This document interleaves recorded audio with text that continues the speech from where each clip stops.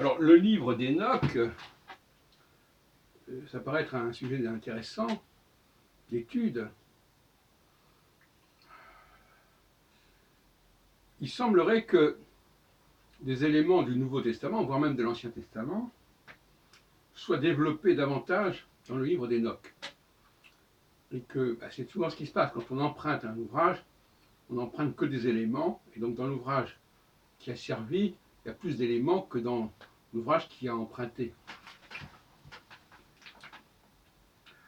Et donc, ce livre d'Enoch, qui ne fait pas partie du canon biblique, quel que soit, mais qui était quand même présent dans le canon biblique éthiopien, et qu'on retrouve, je crois, aussi dans les manuscrits de la mer Morte, nous parle notamment, de manière beaucoup plus développée que dans la Genèse, nous parle de ces filles des hommes qui s'unissent avec des fils du Dieu.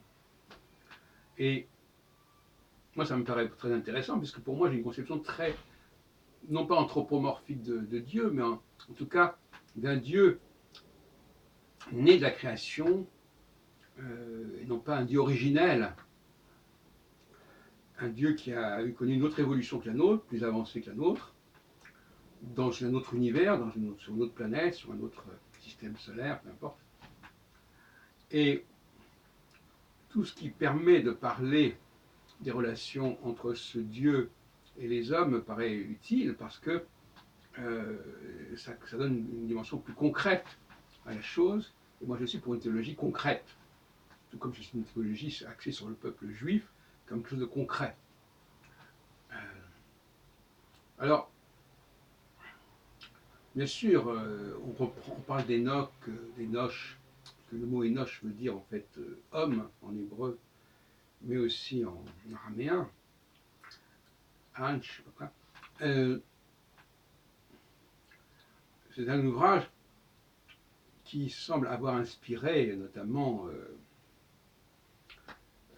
les rédacteurs du Nouveau Testament, puisque certains chercheurs, je pense, ont relevé plus de 70 références dans le Nouveau Testament qu'on pouvait retrouver dans le livre d'Enoch. On ne va pas dire que c'est l'inverse qui s'est produit. Alors, curieusement d'ailleurs,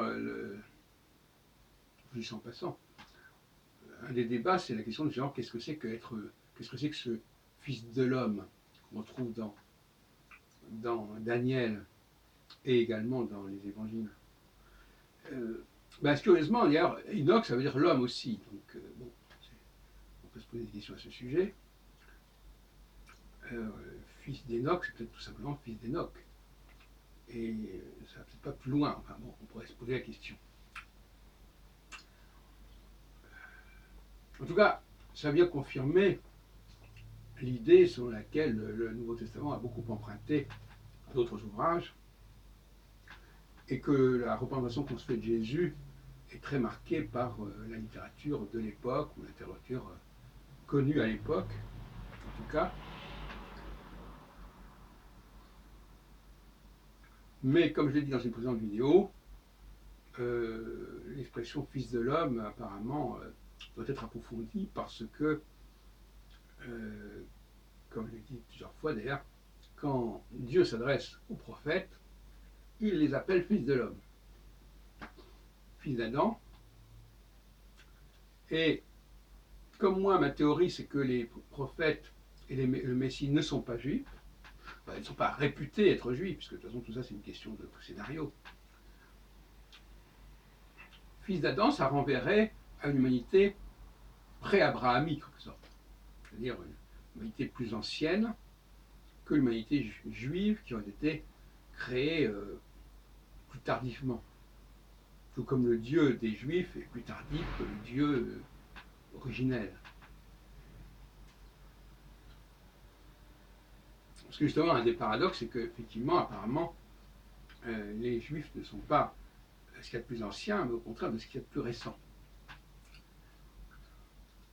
Tout comme le Dieu d'Israël n'est pas le le premier Dieu, mais au contraire le dernier. À part Jésus qui vient se rajouter.